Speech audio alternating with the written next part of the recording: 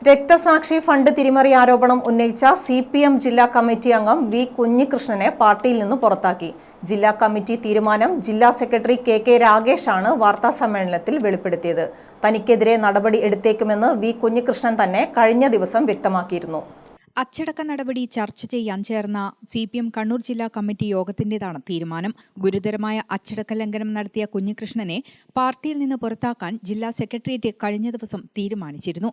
കുഞ്ഞികൃഷ്ണനെതിരെ രൂക്ഷ വിമർശനമാണ് ജില്ലാ കമ്മിറ്റി യോഗത്തിൽ ഉയർന്നത്. പുറത്താക്കൽ തീരുമാനം ഏകകണ്ഠമായാണ് ജില്ലാ കമ്മിറ്റി അംഗീകരിച്ചതെന്ന് KK രാഗേഷ് പറഞ്ഞു.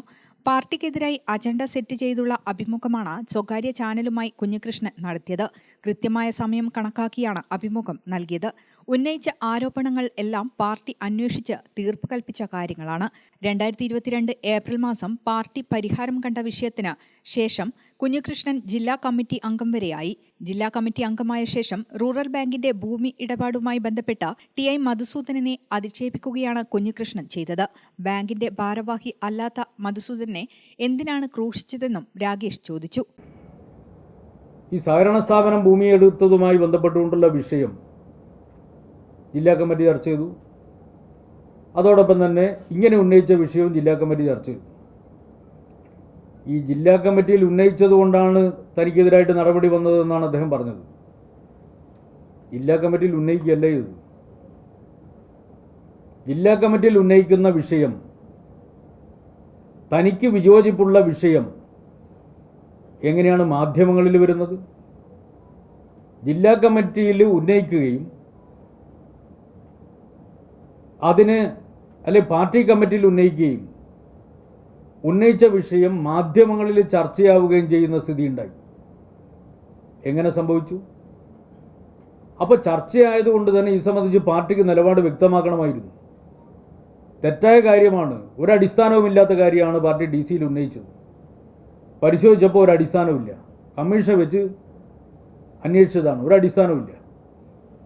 അപ്പോൾ അടിസ്ഥാനമില്ലാത്ത കാര്യം ഉന്നയിച്ച് ആ ഉന്നയിച്ച വിഷയം മാധ്യമങ്ങളിൽ ചർച്ച ആക്കിയത് വഴി പാർട്ടിയുടെ യശസ്സിനെയാണ് അത് കളങ്കമേൽപ്പിച്ചിട്ടുള്ളത്. അത് കണക്കിലെടുത്തുകൊണ്ടാണ് അദ്ദേഹത്തിനെതിരായിട്ട് പാർട്ടി നടപടിയിലെ രണ്ടാമത്തെ ഇനമായിട്ടുള്ള ശാസന എന്ന നടപടി സ്വീകരിച്ചിട്ടുള്ളത്.